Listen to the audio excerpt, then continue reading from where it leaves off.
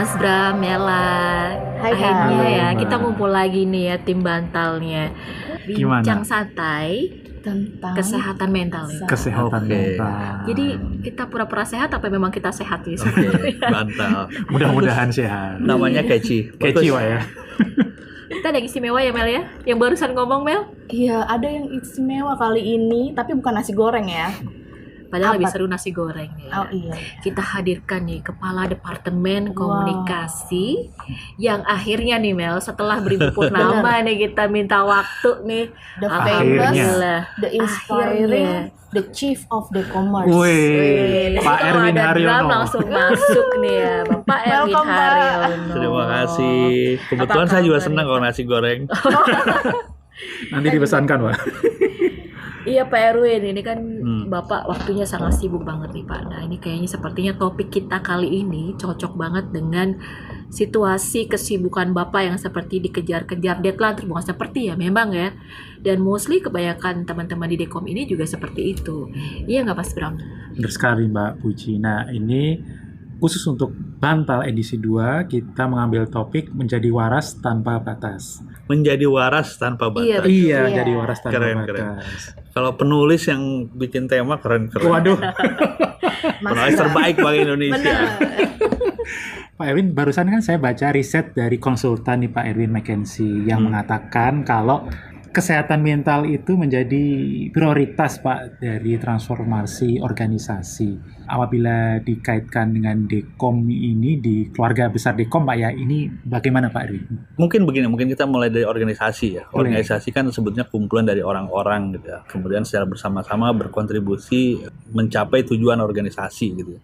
Nah kalau orang-orang yang menjadi elemen penting dari organisasi itu mentalnya nggak sehat, ya nggak jalan juga lah sebagus apapun organisasi itu ya. Oke. Jadi kalau dikatakan kesehatan mental itu salah satu prioritas transformasi, iyalah pasti dengan sendirinya gitu ya. Iya. Saya kira makanya tadi saya bilang di depan bantal ini bagus banget sih dan ini relevan banget gitu. Ya tadi Mbak Puji juga mengatakan pekerjaan kita udah kayak dikejar-kejar setan, itu memang benar gitu ya. Dan all the more important kesehatan mental. Otherwise ya kita menjadi gila gitu. Dan organisasi yang terdiri dari kumpulan orang gila yang nggak jadi juga lah gitu. Jadi tujuan organisasi nggak tercapai Pak ya. Persis. Jadi make sense risetnya McKinsey ini ya. Iya. Seperti Bapak tadi sudah akui ya Pak ya kalau kita memang dikejar setan ya Pak. Tapi demi organisasi, demi Bank Indonesia ini kalau menurut Bapak nih Dekom sebagai corong publikasi ya Pak ya. Yang hampir kita lihat bahwa teman-teman bisa jadi hampir tidak ada di meja nih Pak ya setiap harinya. Karena harus meliput publikasi berbagai kegiatan yang harus dihadirkan sekarang juga supaya tidak basi. Menurut Bapak nih bagaimana sih Dekomers ini menjaga mentalnya supaya tetap waras di tengah kejaran deadline itu. Lalu apakah dengan terjaganya kesehatan mental di Dekomers ini juga berbanding lurus nih Pak dengan performa mereka?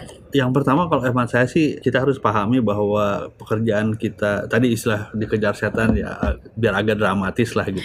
Memang kita udah sibuk banget. Bangun tidur yang kita lihat pertama HP kerjaan. Sebelum tidur yang kita lihat terakhir jangan-jangan masih ada kerjaan pending gitu ya.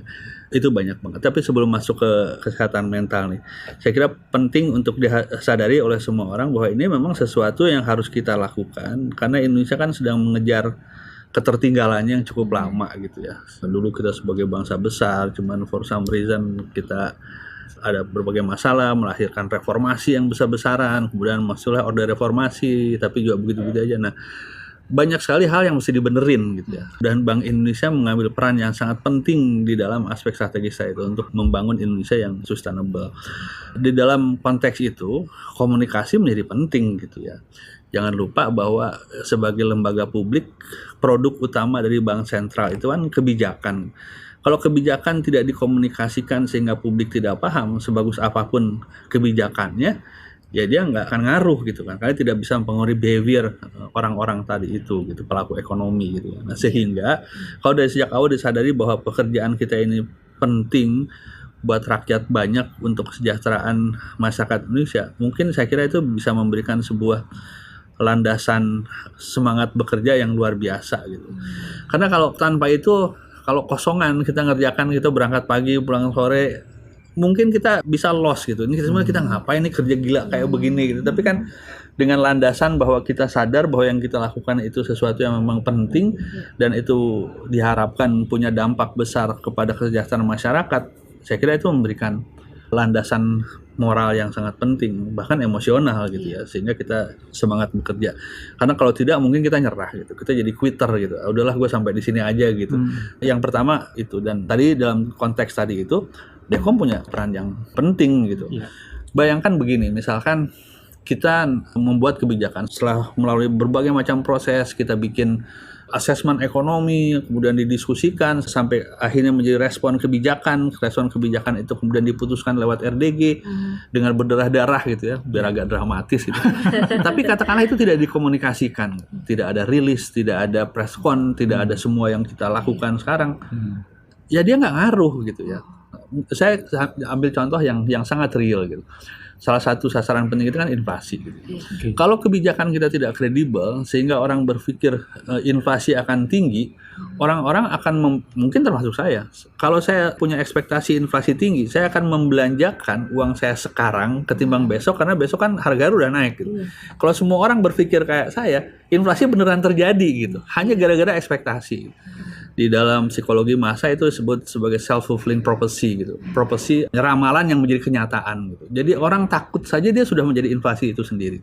Yang lain nilai tukar. Kalau orang-orang berpikir bahwa akan terjadi depresiasi gitu ya, sehingga nilai tukar kita besok itu akan lebih rendah sekarang, saya akan tukarkan dong rupiahnya menjadi dolar gitu. Dan pada saat semua orang nukarkan rupiahnya ke dolar, depresiasi itu langsung terjadi gitu.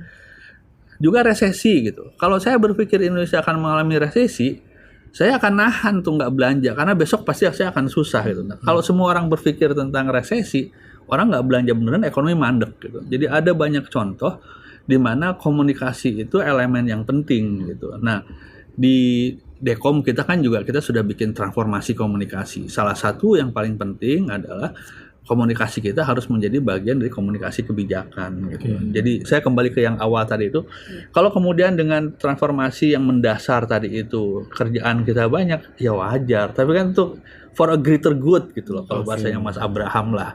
Untuk sesuatu yang memang penting, dan kalau kita sadar dengan itu, kita tahu apa yang kita lakukan itu berguna gitu. Karena kalau tidak, itu mungkin mental kita terganggu beneran. Kalau misalnya kita udah capek-capek, kita nggak ngerti kita sebenarnya lagi ngapain sih gitu kan. Jadi Dekom penting. Iya, salah satu program CAEB3 ini ada pilar kesejahteraan ya Pak ya. Nah, ada program kesehatan terencana. Implementasinya itu ada block leave yang berkualitas. Sebenarnya idealnya program ini tuh wajib dijalani sebagai salah satu cara untuk menjaga kesehatan mental Dekomers. Nah, menurut Bapak, bagaimana cara menjalani nih block leave yang efektif ini, Pak? Sebetulnya block leave itu kan juga sudah banyak diterapkan di tempat lain gitu ya. Alasannya ya pertama tadi itu orang kan bukan mesin gitu ya, nggak bisa terus-terusan selalu kerja 24/7 sehingga dia bisa gila gitu kan kalau dibikin kayak gitu. Sehingga block leave itu penting. Tapi pengertian block leave itu sendiri, kita mengambil cuti dalam kurun waktu tertentu gitu ya. Dan bahkan kemudian muncul argumen lain, khususnya di keuangan sih, supaya kita tidak tergantung kepada seseorang, supaya fraud itu bisa ketahuan gitu, misalkan gitu ya. Block leave itu kemudian masuk kepada argumen yang kedua tadi. Yang pertama memang kesehatan mental, yang kedua sebenarnya buat governance gitu. Dan itu sudah diterapkan di banyak tempat. Jadi argumen tentang block leave itu sudah sahih lah gitu. Nah, di Bank Indonesia kita sadari bahwa kita agak terlambat itu memasukkan itu karena berbagai macam alasan bahwa kita sibuk segala macam.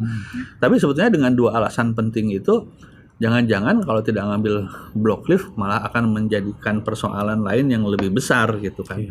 Mungkin tadi kesehatan mentalnya menjadi terganggu, dan bahkan sistem itu bisa mengandalkan orang per orang, tidak diselesaikan by sistem.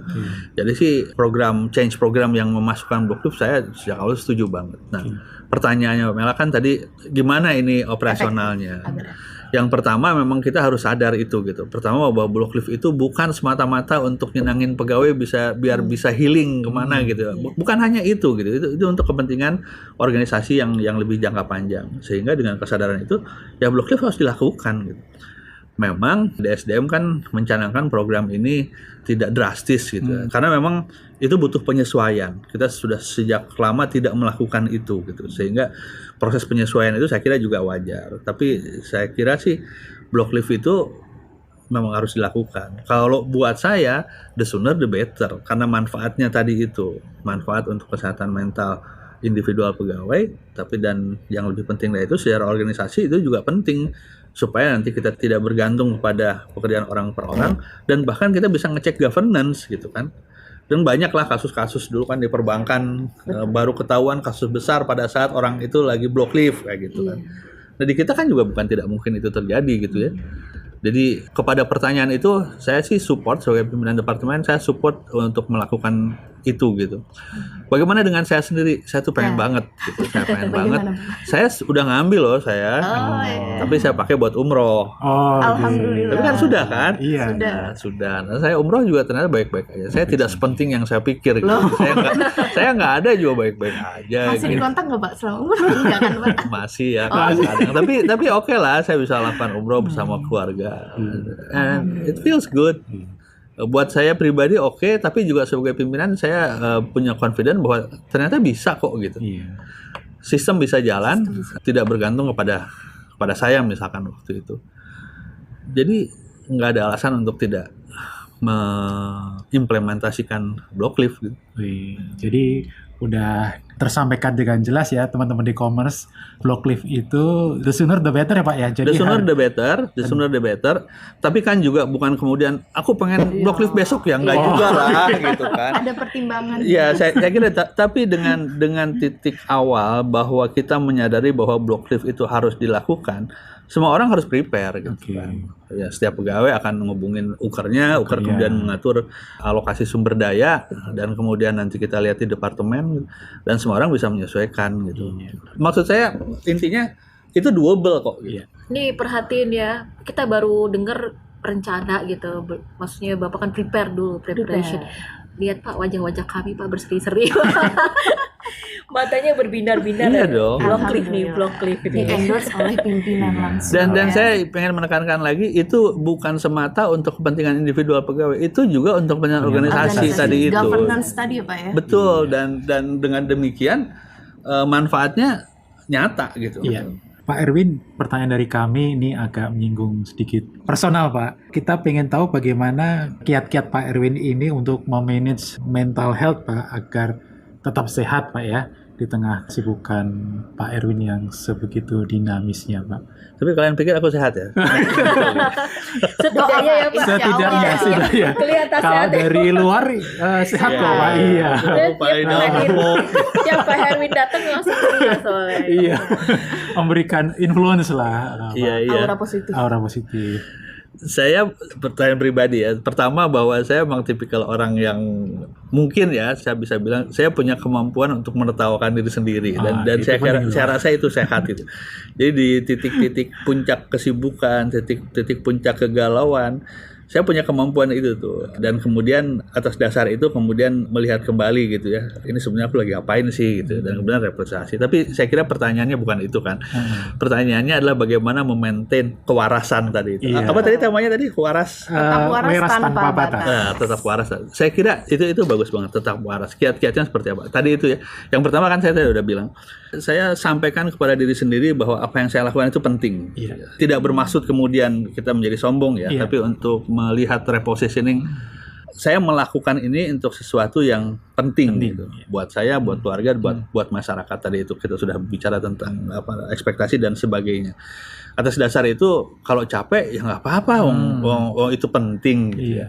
Tapi memang tekanannya begitu banyak gitu ya. Kita kan di Dekom mulai dari pemadam kebakaran apabila ada pemberitaan atau tiba-tiba ada para netizen yang maha benar itu menyoal sesuatu yang tidak relevan, kemudian kita padamkan itu. Kita juga banyak berhubungan dengan para SU yang sering kali tidak gampang kayak gitu ya, dan itu 24/7 kayak begitu.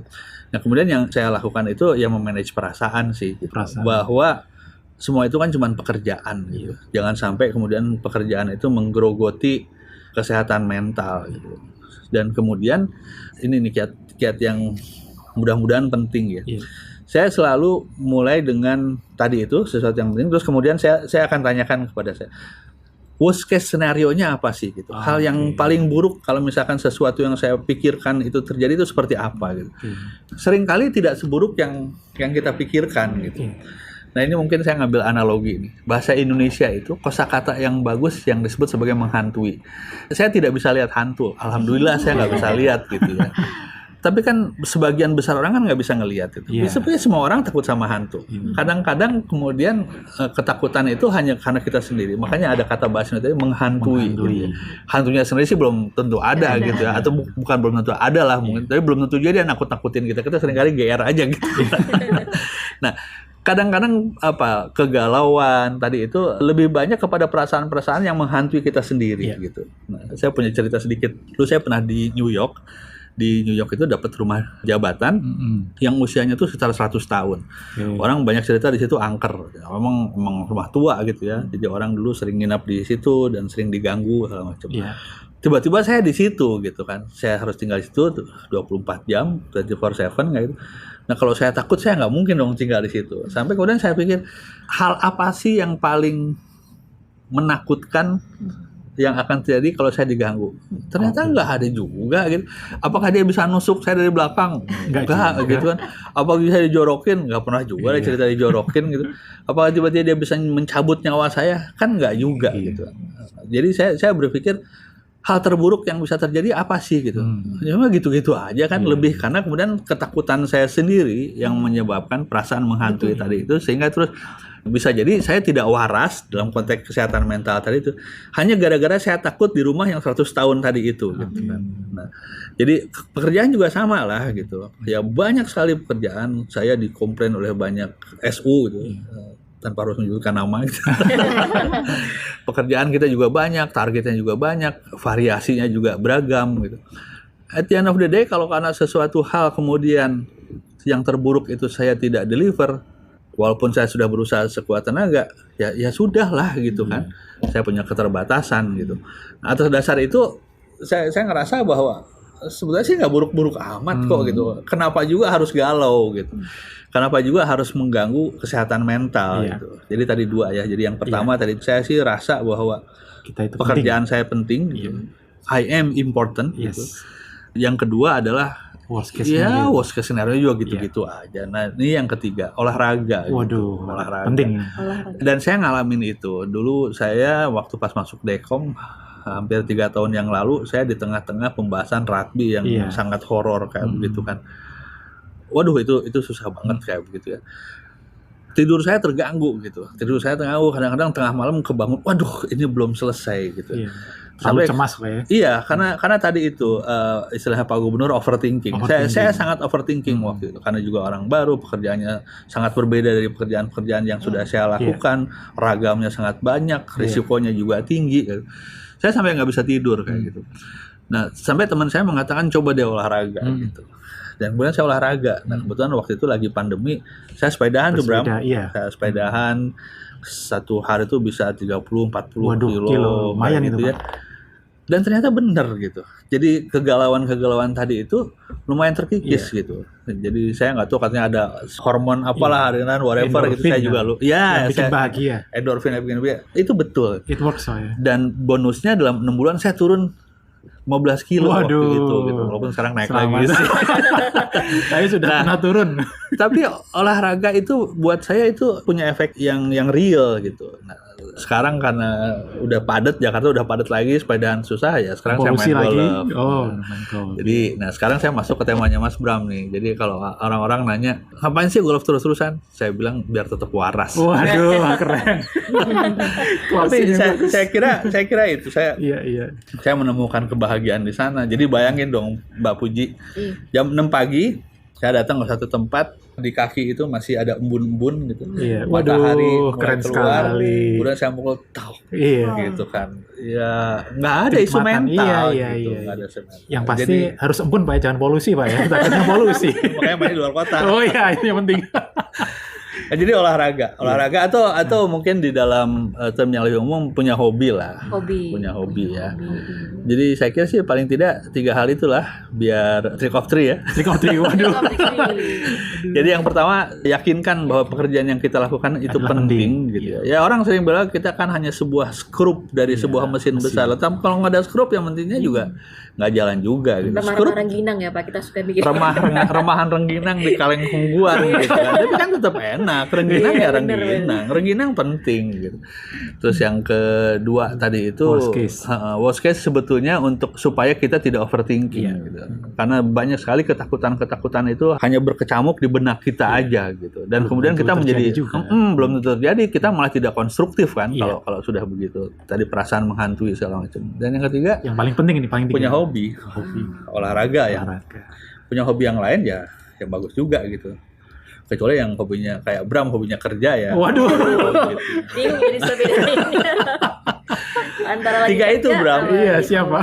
Menarik sekali nih Pak. Jadi ini ya Mas Bram, Mela, kita jadi kayak mendengar langsung dinasehatin sebenarnya kita ya. Berasa adem nih Pak. Jadi kita belum curhat tapi udah hilang ini ya, beban hati kita udah hilang gitu. Semoga teman-teman juga dapat merasakan nih aura kita di sini, vibe kita di sini. Sepertinya kita nggak perlu curhat, tapi begitu dengar Bapak ngomong ini langsung nggak jadi curhat kita Pak, karena kita curhat penting loh. Oh penting ya Pak. Curhat itu penting. Bagaimana kan kita sebagai makhluk gitu ya, kita makhluk sosial yang memang butuh social interaction gitu. Curhat itu penting gitu. Kadang-kadang juga waktu pas golop ya kita curhat gitu ya. Kadang-kadang gibah-gibah dikit. Itu penting gitu ya. Karena kadang-kadang kita hanya butuh untuk menyampaikan sesuatu gitu ya. Tidak ada solusi pun nggak apa-apa. Jadi curhat sebetulnya bagus juga sih. Udah didengarkan. Dan bukannya yang sedang kita lakukan sekarang ini juga curhat. Part of curhat. Curhat. Bahwa kerjaan kita begitu banyak gitu kan. Kita curhat tapi dalam kemasan pertanyaan. Sama kan intinya. Baik Pak Erwin, terima kasih banyak dari tim Bantal juga, Mas Bram, Mela. Sekali lagi Bantal itu apa? Bincang santai tentang mental. Keren. Makasih Pak Seperti Erwin. biasa Dekom keren. Bincang bantal. Siapa dulu dong kadepnya? Dekomers penting ya, tadi kata Pak Erwin, kita harus meyakinkan diri kita bahwa peran kita di Dekom itu sangat penting loh dalam komunikasi kebijakan Bank Indonesia. Kalau kata Pak Erwin, high and important. Walaupun setelah bekerja keras, ada kebanggaan diri karena telah memberikan manfaat bagi banyak orang ya dan publik secara luas. Selain itu juga mungkin dari kita jika merasa hampir burn out gitu, mungkin kurang fokus, itu tandanya mungkin juga kurang vitamin C ya, cuti. Vitamin C. Iya, vitamin C. Siarnya laut. Ingat pesan Pak Erwin, masing-masing uker harus bisa mengatur jadwal block leave sesuai dengan load kerja dan alokasi SDM-nya. Yuk kuatkan mental kita di tengah gempuran deadline Dekom nih. Tetap waras tanpa batas. Cakep. Terima kasih Pak Erwin. Terima kasih, Pak. Sehat selalu Pak Erwin.